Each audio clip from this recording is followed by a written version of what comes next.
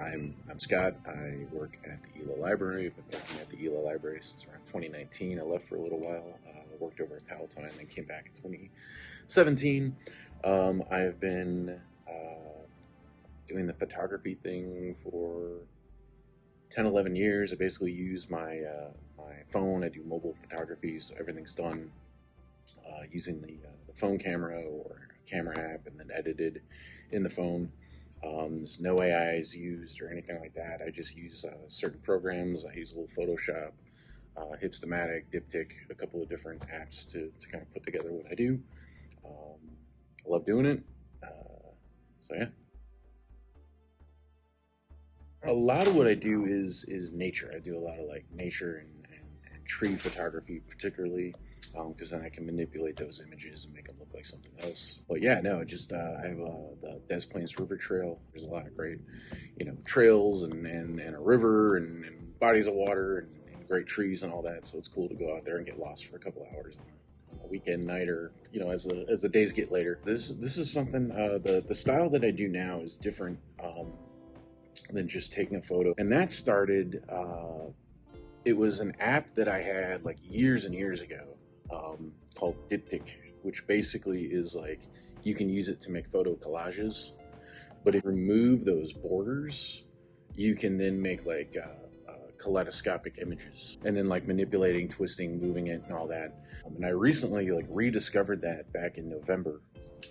So I've made like over 1,000 of these, because you just go out, you take a bunch of photos, and then what I've learned along the way is, each time you go out, what I'll do is I'll use the Hipstamatic photography app, because they have like so many different lens and film combinations. You can get different looks. One of the first thing I noticed is I don't really like using any that have like a border, because then it'll cause like hard lines to show up. But if you use anything that's clean on the border, all of the primarily shooting trees, because you get the coolest stuff with them. They'll start to come together in different ways.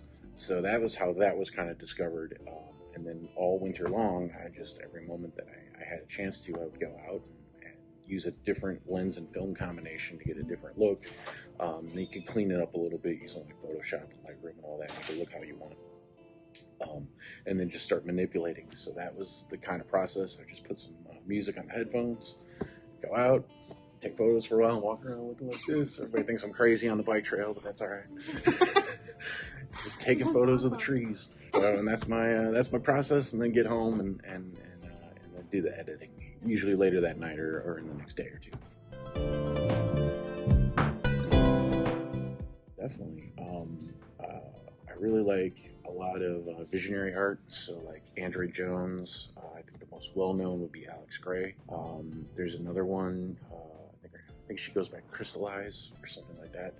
But they do a lot of like visionary art, so it's kind of what I'm doing, although I don't put myself in the same category of an actual artist. Make a living doing that. So, but no, I love all of that. But a lot of the black and white street photographers and stuff like that. Ansel Adams, obviously, with the nature photography and the wide panel stuff. One guy, I can't think of his name. He's written 2 books that I've read. They're excellent. I can't think of his name. But yeah, there's a bunch. Primarily, though, the visionary artists.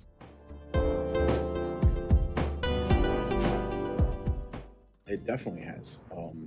With a lot of what I do with making posts and all that, I'm always constantly thinking, how can I create something? It's shifted my perspective from like being an observer to actually like creating things. Like this was like the first thing I ever did, where it's like I actually kind of feel like an artist. This is kind of cool.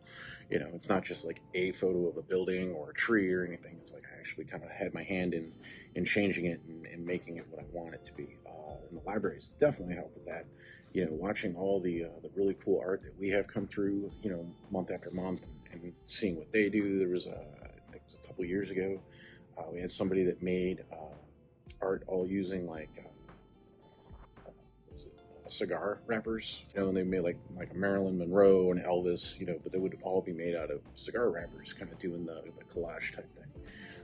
So yeah, just the whole like being around people that are also creative and seeing what they do, it's all one. You just kind of start taking it in, and then it slowly affects what you're doing. Don't stop. don't take like 5 or 6 and be like, oh, that wasn't that. You're gonna have to take, like, the rule of thumb is to, like, to see all those great images that you see whenever you look at National Geographic or sports photography or anything like that. Is they may take 2,000 images to get the one that makes their name or makes the cover or anything. It's a numbers game. For the art that I've created, of the however many that I've made, I've taken 5 times as many photos, because sometimes you get in there, you start playing around with it. No, doesn't look good. Don't like that one. Don't like that one. That's not what I'm looking for. There was too much empty space, so it's not going to come together and look cool. So it's, again, just keep taking photos. That's what you like. And then I would say learn something like Lightroom. I don't use Photoshop as much because I don't insert like after the fact things, but I do really like Lightroom for the very simple fact that you can give it like a different look. You can kind of like make the colors pop or tone them down. Oh, and then also just a handy thing: if you like black and white, you should still shoot your photography in color and then edit to black and white later, because you're going to get more. You're going to get more like differences, and it's going to come out more in the color, and then you can go back and kind of like piecemeal the black and white image together. There's one photo that I really like that I took a couple years ago now. And then what I did was I shot it in color and then went back and removed everything except for the gold tone. So I started playing around with the idea of like only leaving like one color in, and I thought that it's fun and it's great, but it's also like you can only do that on like certain days, like where the sun is like at the right point, because you're going to get the gold off of the wherever it's reflecting. Yeah. So if you try to do it when there's like no leaves or no anything, not as much. Like, couldn't do that now because the trees are too bare. Mm-hmm. It would just shine right through, and then it would all be black and white. But come fall, early fall, it's great to go out there, because then you can like start pulling out all the colors, make the image black and white, but only leave the red leaves, only leave the gold leaves, the orange leaves. So that was like a really cool thing. That was the first kind of thing where I was like, oh, this is actually kind of fun. Like, more than my mom is going to say this one looks cool, that sort of thing. So.